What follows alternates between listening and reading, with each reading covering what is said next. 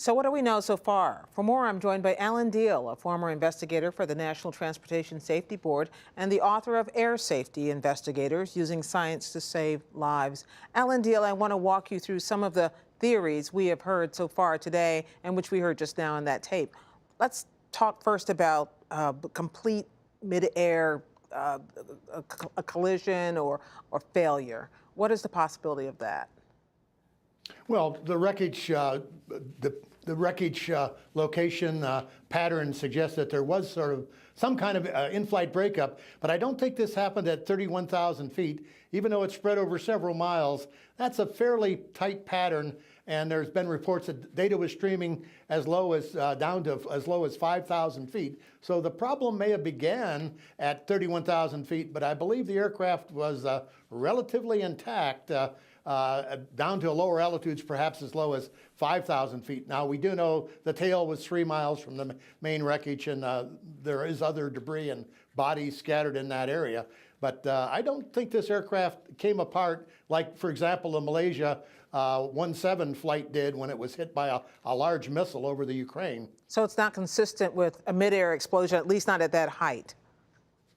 I would say not, Gwen, but of course, you know, having done this for 40 years, everything is very preliminary, and I can only speculate. I think the Egyptians will do a very thorough job.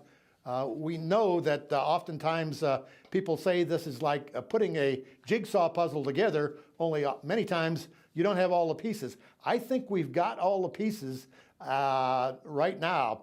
The recorders were in good shape. The Egyptians have analyzed those. I think that was why they discounted the missile strike theory. And of course, the wreckage is in a desert area. This is not like the Ukrainian crash where it was scattered over a very wide area. People were pilfering things, we think, and maybe even the rebels were removing things. So I think we've got all the parts of this jigsaw puzzle, but it's just going to take a little time for all the players to come together. It's not just the Russians that are doing this investigation, or even the Egyptians. We know there are 5 countries, and particularly with the French involved, I think we're going to get to the bottom of this, and fairly expeditiously. You mentioned the fact that the plane's tail was some distance away from a lot of the other wreckage. There are also reports today that there had been damage to the plane's tail some years ago that had been repaired. What is the potential for some sort of weakness or metal stress and failure which would have created something this catastrophic? Well, we've seen this before in 747 over Japan, the worst single aircraft accident in the history, killed 520 people. The tail came off because they're called tail strikes. The aircraft tail bumps the ground on takeoff or landing. So this is a real possibility. But again, Gwen, they have the physical evidence there, and the Egyptians seem to be doing a very good job of protecting that. I've noticed they've even put fences around the primary wreckage location. So the metallurgists will haul that tail back into the lab and with electron microscopes and other techniques establish whether this repair was done correctly or whether there was some sort of metal fatigue involved or you know, even a catastrophic failure for some other reason. So I think we'll get to the bottom of this because we have the evidence. Well, the black box, is that essential for us to find out whether maybe pilot error could have been involved?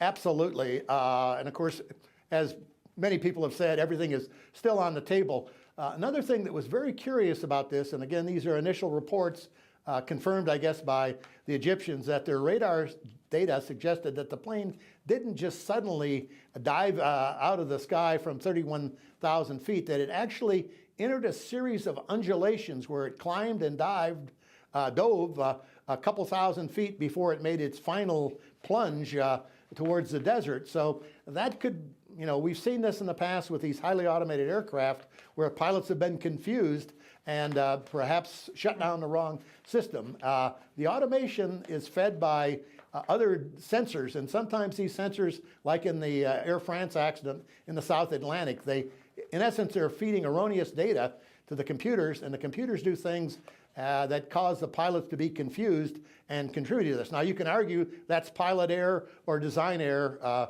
Take your pick. The lawyers will sort all that out in future years, I guess. Alan Diehl, aviation security consultant, thank you for helping us.